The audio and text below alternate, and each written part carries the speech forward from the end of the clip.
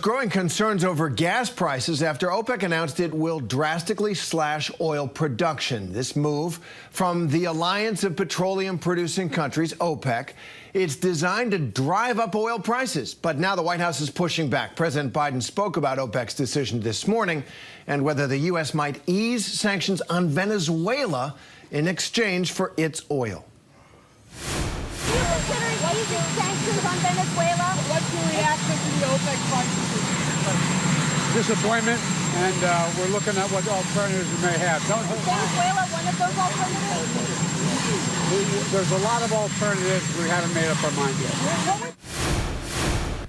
Well, let's bring in ABC News business reporter Alexis Christoforous for more on this subject. Alexis, what do you make of the president's comments there? What kind of options does he have? Well, you know, it's interesting, Terry, that he didn't say speaking with Venezuela is not on the table. And the fact that the U.S. is even considering negotiating with a dictator, I think, tells you how many options we have in terms of being able to drive down gas prices. If the administration were to do business with Venezuela on the oil front, it would mean they would lift some of the sanctions in return for the president there, Nicolas Maduro, to talk to the opposition party in good faith to hold free and fair elections come 2024. What that would do is allow some U.S. oil companies, Chevron in particular, to go back into Venezuela and to try to drill. But again, there are very few options on the table here the president realistically has.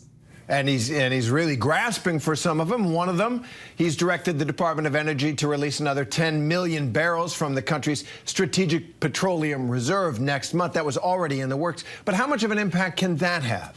You know, when you look back at when we tapped those strategic petroleum reserves in the late spring, early summer, they did have an impact. That's when we had gas prices averaging around $5 a gallon, and it was able to shave about 40 cents a gallon off the price of gas. So that's not nothing.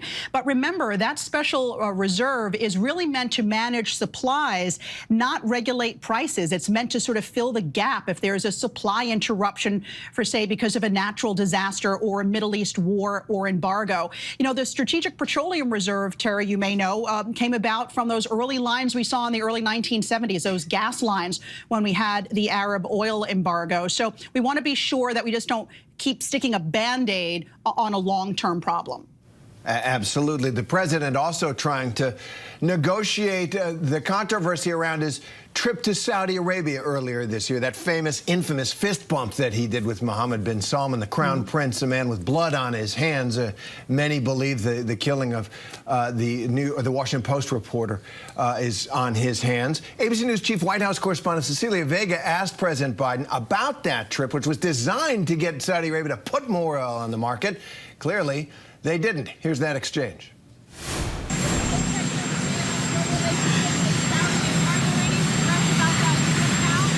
No, the trip was not essentially for oil.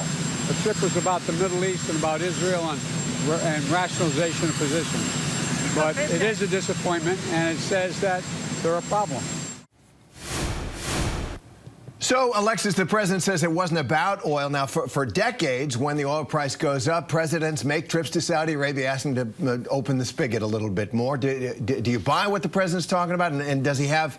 does he have an option with Saudi Arabia at this point? Yeah, he's definitely backtracking there. We know that the reason, and he said as much when he went at the time, the reason was to try to get some relief at the gas pump. He walked away from that meeting, Terry, basically empty-handed. And what Saudi Arabia did yesterday with the other OPEC members, and particularly with Russia, is really seen as a slap in the face to the Biden administration. What can he do now? Well, Biden could limit fuel exports, basically natural gas exports to Europe. But that would be very bad timing. He's already promised them that he would backfill any gas they're not going to be getting from Russia when Europe bans Russian oil come early December. And what that could also do is just mean that there's going to be fewer supplies on world markets and would wind up pushing prices higher as well. We could be returning to a period here of prolonged hostility between OPEC and the U.S. Another thing he could pull out of his pocket, if he can get it done in Congress, there's been a bill that's been kicked around for decades now that would actually bring members of OPEC before the World Trade Organization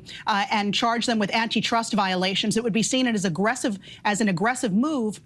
And of course, he'd have to get lawmakers to agree on it. But that is one thing that the U.S. can pursue.